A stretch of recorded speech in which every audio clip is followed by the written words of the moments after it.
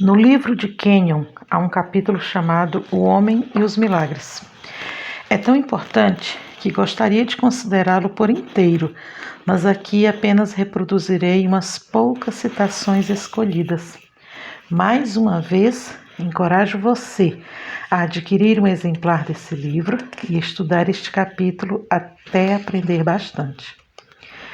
Jesus, o próprio nome, tem em si o poder de operar milagres até o dia de hoje. A vida do Mestre era um milagre. Das mãos dos apóstolos fluiu um rio de prodígios que transtornou o judaísmo e sacudiu o governo romano desde os seus alicerces. Fizeram uma descoberta: o nome do homem a quem amavam e viram despido e pendurado naquela cruz. Agora, este mesmo nome demonstrava poder igual ao que ele próprio exercia quando estava entre seus seguidores. O cristianismo começou com grandes sinais e deve ser propagado da mesma forma. Cada novo nascimento é um milagre, cada resposta à oração e cada vitória sobre a tentação são também uma maravilha. Quando a razão toma o lugar do miraculoso, o cristianismo perde sua força, seu fascínio e sua capacidade de dar frutos. O homem anseia até hoje por um Senhor operador de milagres.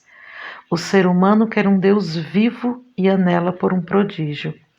A resposta para o desejo universal da humanidade pelo sobrenatural acha-se no novo nascimento, na presença do Espírito Santo que habita no crente e no nome de Jesus.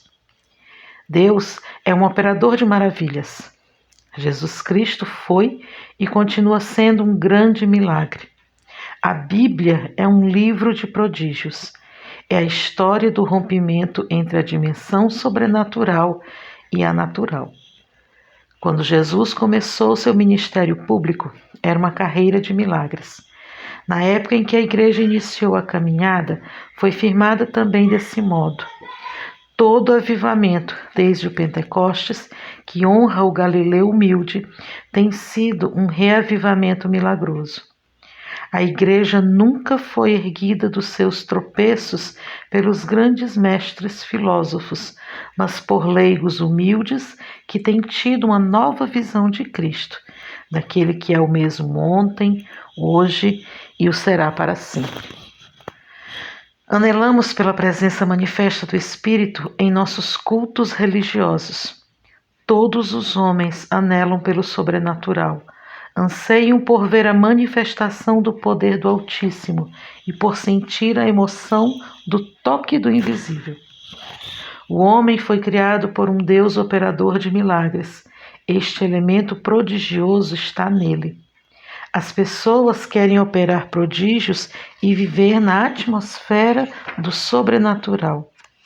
Este elemento milagroso no homem fez dele um inventor, um descobridor e um pesquisador.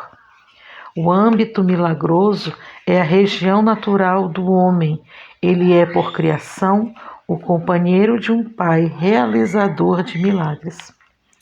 A Bíblia diz que somos cooperadores de Deus. Ora, se cooperamos com Deus, teremos de ser operadores de milagres, porque Ele é realizador de maravilhas. O pecado destronizou o homem do âmbito dos milagres, mas pela graça ele está voltando para aquilo que lhe pertence. Para nós, tem sido dura a luta para compreender os princípios dessa vida de fé que nos é estranha. O pecado fez de nós aqueles que operam. A graça quer fazer de nós os que confiam. No princípio, o espírito da criatura humana era a força dominante no mundo. Quando ele pecou, sua mente tornou-se dominante. O pecado destronizou o espírito e coroou o intelecto. A graça, porém, está restaurando-o para o seu lugar de domínio, e quando a pessoa reconhecer que o seu lugar A sua autoridade espiritual viverá confiante na dimensão do sobrenatural. A fé já não será um esforço e uma luta, mas um viver verdadeiro na dimensão do Altíssimo. A dimensão espiritual é o lar normal do homem. Coloca-o no lugar onde a comunhão com o Pai é uma experiência constante e a certeza no Deus milagroso e operador de maravilhas é real.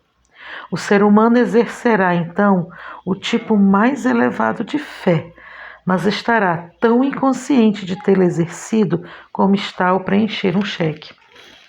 O problema da igreja está no fato de que temos vivido tanto tempo com os nossos privilégios a ponto de crer que vivemos um cristianismo normal. Na verdade, porém, ele é completamente anormal. A igreja inteira, inclusive os movimentos pentecostais e o evangelho pleno, está na etapa da infância. Estamos procurando ter fé. Graças a Deus, no entanto, alguns estão chegando a ver a luz das Santas Escrituras. Estou mais convicto hoje do que estava ontem de que nesses últimos dias há de surgir um grupo de cristãos capazes de perceber sua autoridade, seus direitos e seus privilégios em Cristo. Dessa forma, saberão que o nome dele lhes pertence. Tomarão posse, então, desse privilégio e começarão a usá-lo. Isso será feito de modo tão comum como quando pegam as chaves do seu carro, colocam na ignição e dão a partida. Está chegando o conhecimento daquilo que já foi revelado o tempo todo na palavra de Deus. Contudo, deixamos de percebê-lo porque procuramos compreendê-lo apenas com raciocínio. A Bíblia declara com clareza: ora, o homem natural não compreende as coisas do Espírito de Deus, porque lhes parecem loucura, e não pode entendê-las, porque elas se discernem espiritualmente.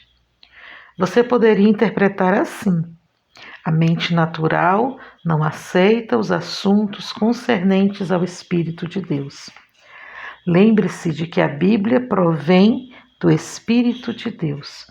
Em 2 Pedro, capítulo 1, versículos 20 e 21, diz: sabendo primeiramente isto, que nenhuma profecia da Escritura é de particular interpretação, porque a profecia nunca foi produzida por vontade de homem algum, mas os homens santos de Deus falaram inspirados pelo Espírito Santo. A palavra de Deus contém os pensamentos do Pai, os quais são mais altos do que os do homem, assim como os céus são mais elevados do que a terra. Você precisa deixar que a revelação das Escrituras entre em seu coração, em seu espírito. Sua mente não pode compreender as coisas do Espírito Santo, pois elas se discernem espiritualmente. Os cristãos nunca perceberão essas coisas, a não ser que sejam ensinados. Deus colocou mestres na igreja a fim de ministrarem o ensino.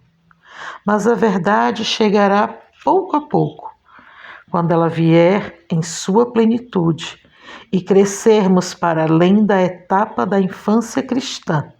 Conheceremos os nossos direitos e privilégios, além da autoridade e do poder que há nesse nome. Só assim iremos levantar-nos para usá-lo e será dito a nosso respeito, assim como se referiam aos discípulos da primeira igreja cristã. Estes que têm alvoroçado o mundo chegaram também aqui. Que Deus o abençoe, em nome de Jesus. Compartilhe a nossa mensagem